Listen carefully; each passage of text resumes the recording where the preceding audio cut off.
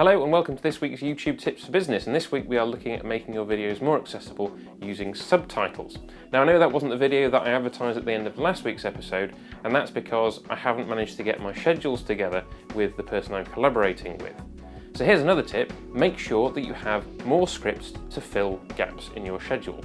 And I predicted this might happen at some point, so I had a script on hand for something that was going to be later in the series, and I brought it up to now. Thank you also to Todd, who I happened to bump into this morning, and he suggested something that I might want to look into, which happened to coincide with this script as well. So I've rewritten things to put that in. If you don't know who Todd is, he's at the Spaghetti Agency. Please check out his channel, follow the card above. There are various reasons that your viewers might not be able to hear the sound on your videos. The first and foremost of those is that they might well be deaf.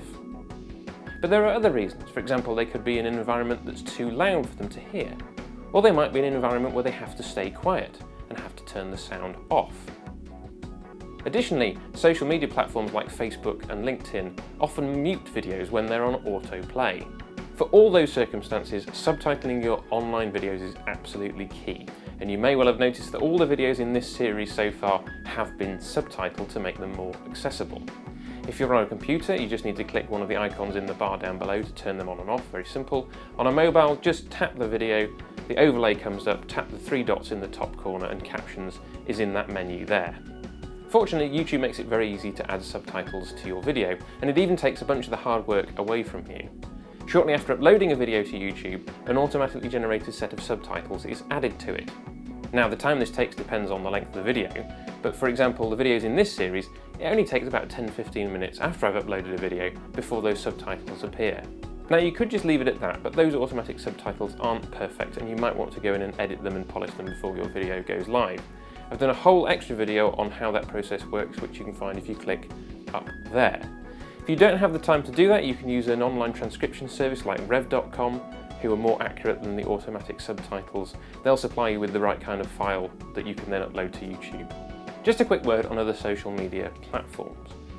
Facebook and LinkedIn tend to prioritise videos that have been uploaded directly to their websites. And so while you can embed and link to YouTube videos there, you might get fewer hits. In that case, you might want to burn your subtitles into the video so that wherever you upload them, they're visible and can't be turned off.